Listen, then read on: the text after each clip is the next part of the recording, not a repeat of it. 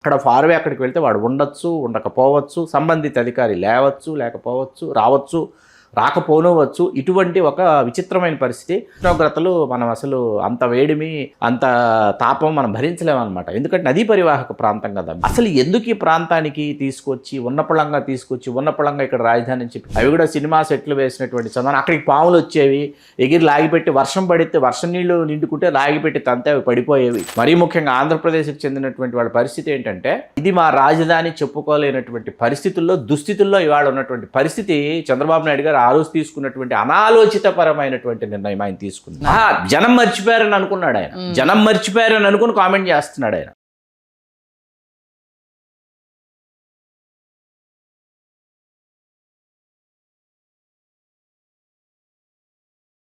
నమస్తే, తెలుగు రాజ్యం స్వాగతం. నేను మీ సంధ్య. నిన్న వైజాగ్లో గూగుల్ డేటా సెంటర్ ఓపెనింగ్ టైంలో జాతీయ working president TDP Nara Lokesh గారు చేసిన ఒక కామెంట్ ఇప్పుడు సోషల్ మీడియాలో వైరల్గా మారింది. అంటే తెలంగాణ ఏర్పడిన తర్వాత ఆంధ్రప్రదేశ్ తెలంగాణ విడిపోయిన సందర్భంలో ఆంధ్రప్రదేశ్కు సంబంధించి కట్టుబట్టలతో మనల్ని నడి రోడ్డు మీద వదిలేశారు, చాలా దారుణమైన పరిస్థితిలో మనం ఆంధ్రప్రదేశ్కి రావడం జరిగింది అంటూ ఆయన చేసిన కామెంట్స్ ఇప్పుడు సోషల్ మీడియాలో చర్చ జరుగుతుంది. ఎందుకంటే కేంద్రం విభజించినప్పుడే హైదరాబాదు 10 ఏళ్ల పాటు ఉమ్మడి రాజధానిగా ఉంటుంది, అన్ని హక్కులు ఉంటాయని స్పష్టంగా చెప్పినప్పుడు మీ స్వార్థ ప్రయోజనాల కోసం మీరు చేసిన తప్పుల్ని కప్పిపుచ్చుకోవడానికి మీరు పలాయనం చిత్తగించారన్న విషయాన్ని ఎలా మర్చిపోతున్నారు అంటూ కౌంటర్లు స్టార్ట్ అవుతున్నాయి.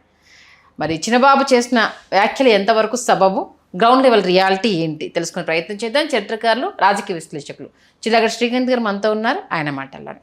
శ్రీకాంత్ గారు నమస్తే. నమస్కారం సంధ్య గారు. 10 ఏళ్ల పాటు హైదరాబాదు ఉమ్మడి రాజధాని, అన్ని హక్కులు వస్తాయనేసని ఈవెన్ మినిస్టర్లకు ఛాంబర్లు ఇచ్చారు, అసెంబ్లీ సమావేశాలు నడిచాయి. నాకు తెలిసి గుర్తున్నంత వరకు అయితే 2 సంవత్సరాలు పాలన కూడా ఇక్కడ నుంచి కొనసాగింది.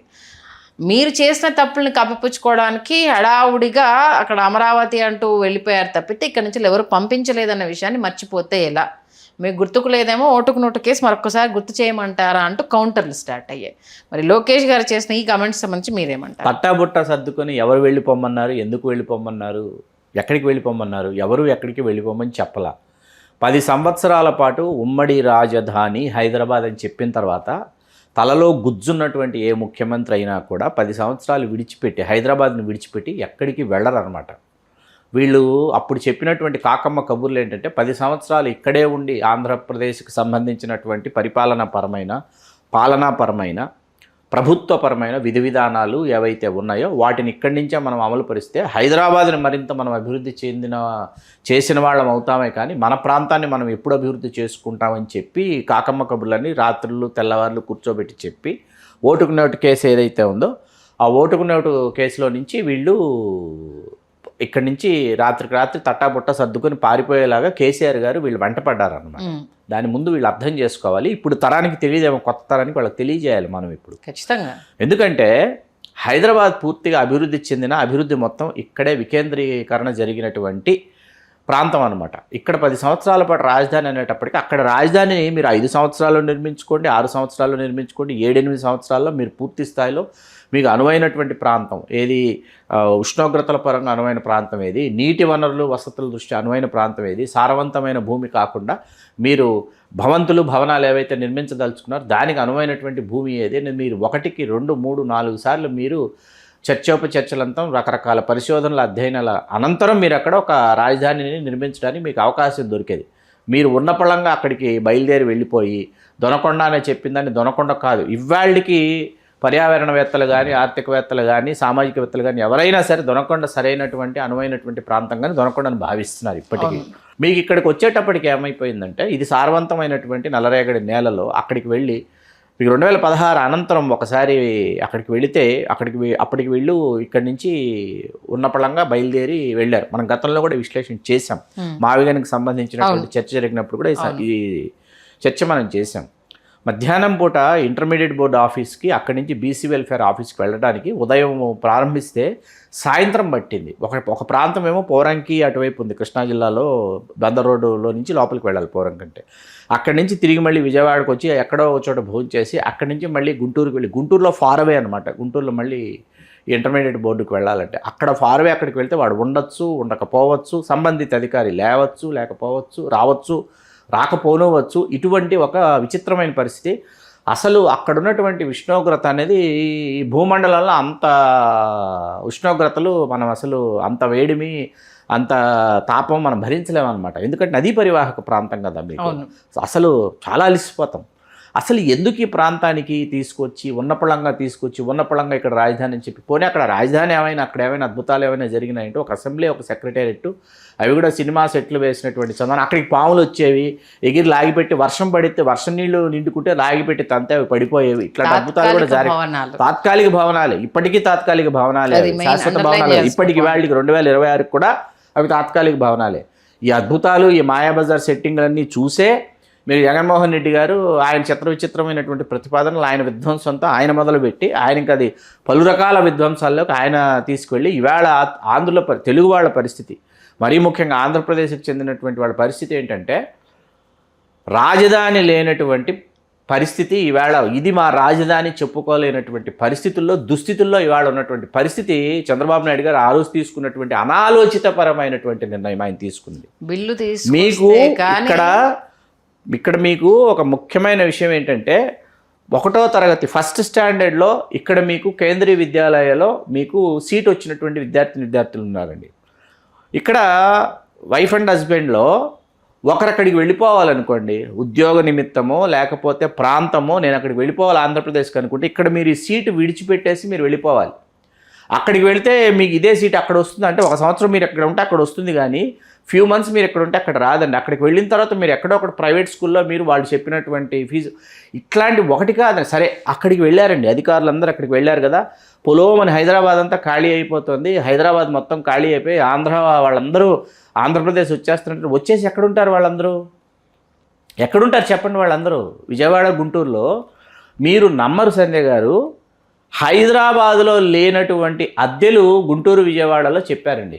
హైదరాబాద్, విజయవాడలో కూడా అద్దెలు లేవు. అటువంటి అద్దెలు, ఈ అద్దెలు ఇళ్లకు మాత్రమే చెప్పారంటే there are number of so many government సెక్టార్స్కి సంబంధించినటువంటి భవనాలు అన్నీ కూడా అక్కడికి వచ్చాయి. ఆమె రైట్? అందరూ అక్కడికి వచ్చారు. మొత్తం పరిపాలన మొత్తం అక్కడికి వచ్చిన తర్వాత ఒక ఆఫీస్ ఒక రోడ్లో ఉంటుంది, ఇంకొక ఆఫీస్ ఇంకో రోడ్లో ఉంటుంది, ఇంకొక ఆఫీస్ ఇంకో రోడ్లో ఉంటుంది. అక్కడ కూడా ఏంటి మళ్ళీ ప్రతిభవనము తెలుగుదేశం పార్టీకి చెందినటువంటి వారివే అయి ఉంటాయి, వేరే వారివి కాదు. అంటే ఈ భవంతి అనువైనదా కాదా, ఈ ప్రాంతం అనువైనదా కాదా అన్నది కాకుండా అది తెలుగుదేశం పార్టీ వాళ్ళకు చెందిందంటేనే వెంటనే అద్దెకు తీసుకోండి. కాదని చెప్పండి, నేను నిరూపిస్తాను. నేను కాదని చెప్పండి. మొన్నే రీసెంట్గా రామచంద్ర యాదవ్ డిస్కషన్లో అందులో ఉన్న కొందరు వాళ్ళు చేసింది, అక్కడ నుంచి రావాలంటే మెయిన్ రోడ్ మీదకి వస్తే తప్పితే అక్కడ కనిపించకపోయేది. జయభేరి టౌన్షిప్ అంతా వెలిసినప్పుడు అక్కడికి వెళ్ళి టిఫిన్లు కానీ లంచ్లు కానీ. నేను 4 సంవత్సరాలు ఉన్నాను. మీరు 2018లో వెళ్ళాను నేను.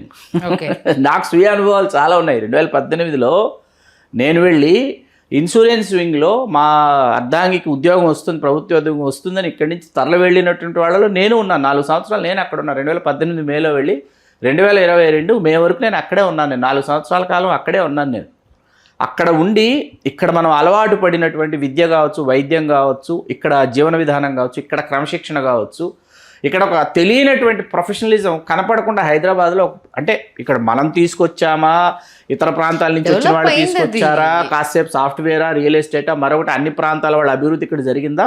ఒక ప్రొఫెషనలిజము, ఒక టైం సెన్సు, ఒక డిసిప్లిన్ ఇక్కడికి వచ్చిందండి.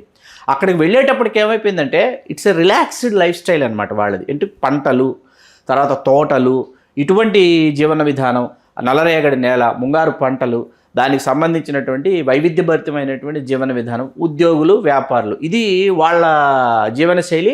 అది పర్యాటక ప్రదేశం, అదంతా ఏది పుణ్యక్షేత్రాలు కావచ్చు, పర్యాటక ప్రదేశాలు కావచ్చు, ఇటువంటి ఒక జీవన విధానం.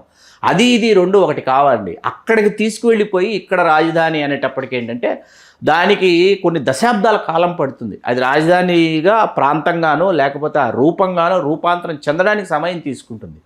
ఎందుకు చంద్రబాబు నాయుడు గారు ఆ రాత్రికి రాత్రి తీసుకువెళ్ళిపోయారంటే కేసీఆర్ గారు ఇక్కడి నుంచి వెళ్ళేంత వరకు వెళ్ళకపోతే కేసీఆర్ గారు ఆ కేసులో చంద్రబాబు నాయుడు గారిని ఎక్కడ ఇరికించి తీసుకువెళ్తారు, మొన్న కాదు అప్పుడే జైలుకి తీసుకెళ్తారేమో అన్నంత పరిస్థితుల్లో ఇక్కడి నుంచి పారిపోయినటువంటి పరిస్థితి. మరి అది మర్చిపోయి లోకేష్ గారి కామెంట్స్ చేస్తున్నారు. జనం మర్చిపోయారని అనుకున్నాడు ఆయన, జనం మర్చిపోయారని అనుకుని కామెంట్ చేస్తున్నాడు ఆయన.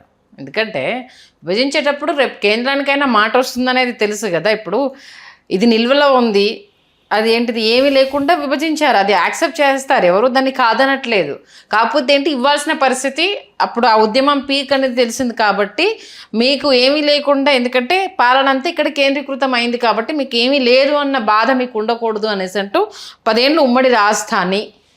మీకు ఇక్కడ ముఖ్యమైన విషయం చెప్పాలి, మీరు 10 సంవత్సరాలు ఉమ్మడి రాజధాని అంటే అర్థం ఏంటి? 10 సంవత్సరాలు ఉమ్మడి రాజధాని అంటే అంత క్రితం ఇక్కడ ఇది ఉమ్మడి ఆంధ్రప్రదేశ్ రాజధానే కదా. అవును. ఆ ఉమ్మడి ఆంధ్రప్రదేశ్ రాజధానికి సంబంధించి తెలంగాణ ఆంధ్రప్రదేశ్ రెండు రాష్ట్రాలుగా విడిపడిపోయినప్పుడు తెలంగాణలో ఏకీకృతమైన, తెలంగాణలో కేంద్రీకృతమైనటువంటి అభివృద్ధిలో కావచ్చు, ఇక్కడ భవంతులలో కావచ్చు, ఇక్కడ మనకు రావాల్సినటువంటి వాటాల్లో కావచ్చు, ఆంధ్రప్రదేశ్కు వాటా ఉందా లేదా? ఉందనే కదా. దీని గురించి కూడా చంద్రబాబు నాయుడు గారు ఆ రోజు నుంచి ఈ రోజు వరకు చంద్రబాబు నాయుడు గారు ప్రశ్నించలేదు.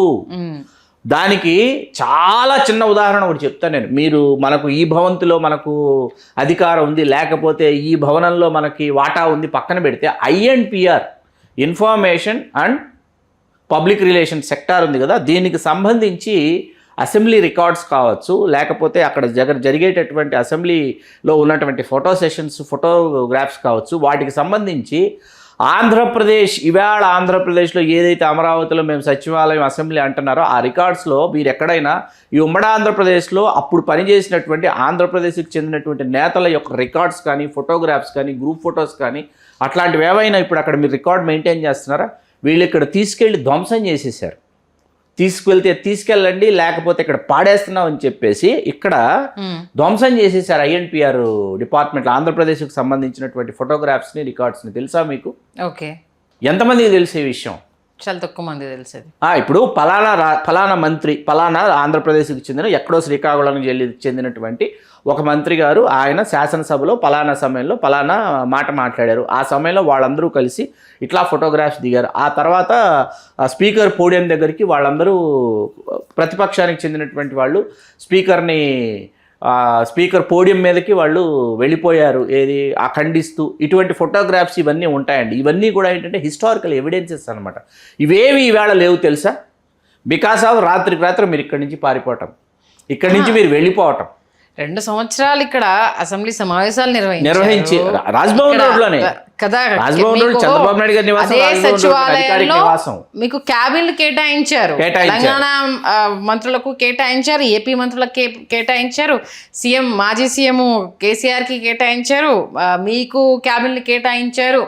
ఏది కేటాయించకుండా మిమ్మల్ని నిజంగానే అసలు ఇక్కడ ఉండొద్దు అని పంపిస్తే మీరు అన్నట్టుగా మనల్ని తట్టాబుట్టా సర్దుకొని ఏంటిది కట్టుబట్టలతో రోడ్డు మీద నిల్చోబెట్టారంటే యాక్సెప్ట్ చేస్తారు.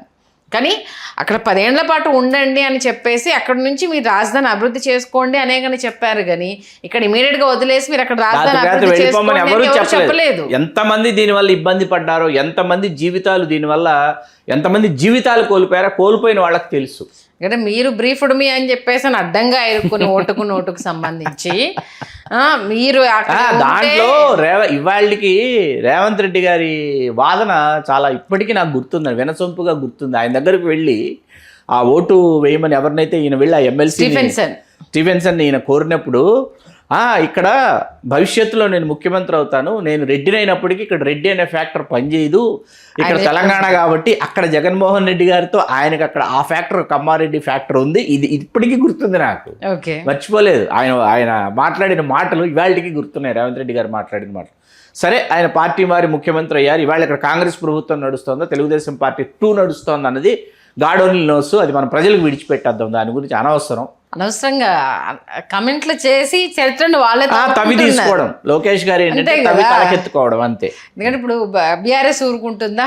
అంటే మేము తన్ని ధరమేసామా, ఎవరు పొమ్మన్నారయ్యా, మీరు కదా తట్టాబుట్ట సర్దుకొని పోయింది, ఎందుకు పోయారు, మర్చిపోయారా, గుర్తు చేయాలా అనుకుంటూ లేనిపోని విషయాలని. ఇప్పుడు ఇదేంటంటే తెలంగాణ రాష్ట్ర సమితి మరియు కేసీఆర్ గారు వీళ్ళందరికీ ఏంటంటే జవసత్వాలు అందించడం పూర్తి స్థాయిలో చూసారా. ఆ రోజు మనం అసలు ఆ రోజు తరిమి కొట్టాం మనం, అది మన ఇది. అట్లాంటిది వేళ రేవంత్ రెడ్డి సర్కార్ ఇక్కడ ఏ సర్కార్ నడుస్తుందని కేసీఆర్ గారు మాట్లాడటానికి ఊతమిచ్చినట్టు అయింది వేళ.